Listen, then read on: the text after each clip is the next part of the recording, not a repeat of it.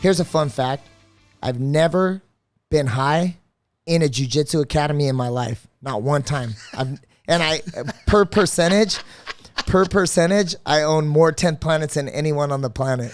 Okay, now why some people might not understand why this is so laughable, and maybe you can explain this to me.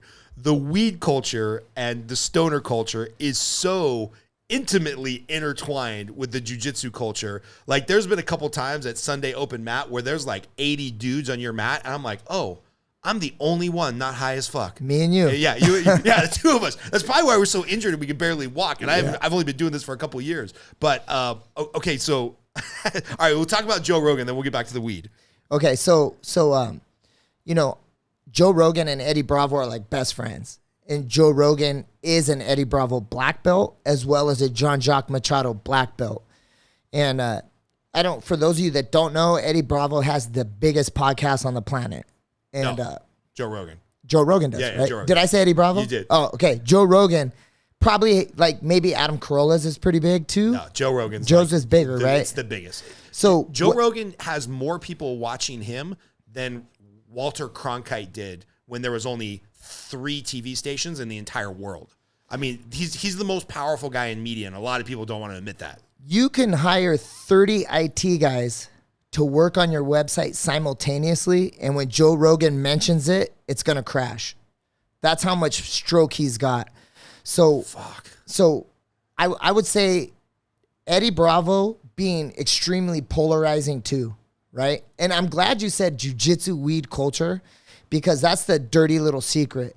Is 10th Planet was the stoners 10 years ago, but all the Brazilians were high too.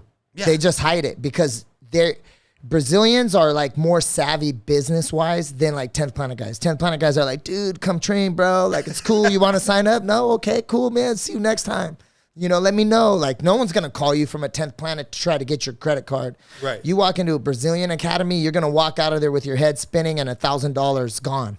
Bro, I won't mention the one, but I tried to walk into one. And again, this is Valencia, California, not the mecca of like the fight world. And they're like, you can only step onto our mats if you have our gi and our rash guard, and you must do this. And in your first month, you must attend at least one seminar for 200. I was like, bro, the guy down the street just said, we're going into a pandemic. He doesn't know if he's going to be able to keep his gym open. He'll give me private lessons for $50. Come in drunk, high. I don't give a fuck. We'll just hang out and work out. Exactly. And I was like, I ain't going to the one where they're trying to like upsell me for $2,000 on day one. Yeah, it's nuts. It's so nuts. So because of the business angle for many years, the Brazilians would talk shit. Actually, Eddie Bravo, Royler Gracie match at Metamoris, backstage, Royce and Eddie almost got in a fight.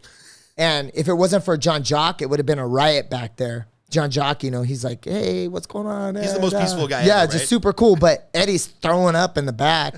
And Royce is just like, bro, like, blah, blah, like just going off on him. And it's like, dude, everyone's high.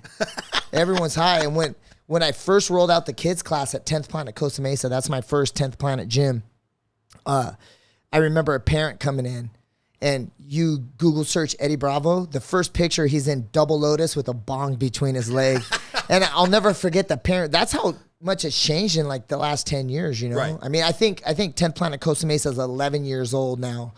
But he showed me the picture and was like, can you explain this? And I'm like, yeah, that's the guy that ranks me. That's the guy that gave me my black belt. And that's a bong. And he smokes a lot of weed. And I don't. And no one smokes it here. And he was just like, I don't know, man. I don't know. I don't want my kids around this culture. Right. And fast forward to now, and it's like, dude, no one even cares anymore. Well, weed's so legal everywhere. And there was one open mat when I first started coming. And, you know, I think to your credit, you've segmented the kids class and the parents park in the front. And some of the athletes that might need a little bit of a reprieve to their physical state, they park in the back.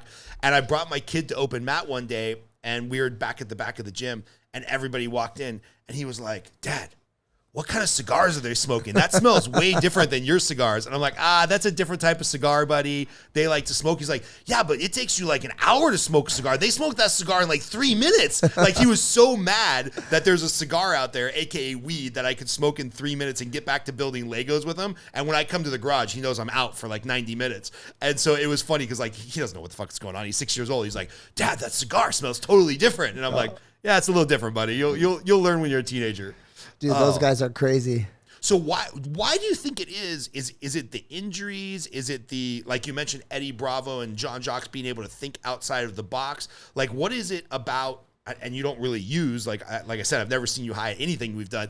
But what is it about the weed culture that is so intertwined?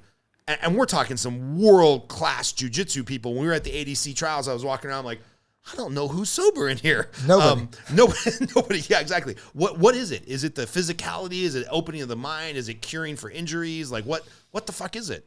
Well, I mean, damn, I honestly, like, I would just think that when you're so hyper-focused on improving, you become all consumed with getting good. Like, Andy has no balance. Zero in his life, right? And tell everybody who Andy is, your star people. Andy Varela is like, he's probably number 3 in his weight class in the entire world. He's about to do the biggest grappling event in grappling, ADCC. He made it to the big show. And I mean, I've coached some of the best fighters in the world. You know, I've had Mark Munoz, Tony Ferguson, Lance Palmer, Carla Esparza, Alex Perez, Chito Vera, Ian McCall. Like, the names I could name 1,000. Cody Stamen, Joe Benavidez. Like, I've had all these guys, and we fought for UFC titles. And I remember when Tony Ferguson first walked into the gym, I was like, holy shit, this guy's like a Lamborghini. He's already so good. I need to make him 1/100th of a second faster than he already is, and he's going to be a world champ. I knew it. And I mean, I've had like really talented guys come into the gym, and I'll never forget when Andy came into the gym. I had more of a feeling than I did when Tony came into the gym. And a lot of people don't know Andy's a hell of an MMA fighter too. And I'm just like, bro, like, and me and him have these talks now. I'm like, dude, if you don't make it to the UFC and knock a lot of dudes out in the UFC, I failed you as a coach. Like, something happened. So like, when ADCC passes, we got to get back on this MMA thing, or you need to just put it to bed and just attack jiu-jitsu competitions like forever. And then we try to go world titles and move up that way. But, Andy is definitely the most talented guy I've ever seen. The eyeball test, he passes that. The physicality test, he passes that. The technical test, he passes that. Mindset, he's just got it all. But what I find in these high level performers is they can't be balanced. And I think that when you become all consumed with improvement, even when you're sitting at home idle on the couch, it's still on. And it never turns off. And I think that the cannabis, I think it actually helps them kind of like shift gears and get out of that mindset. Yeah. Because you'll just burn out if you don't. That makes a lot of sense. I know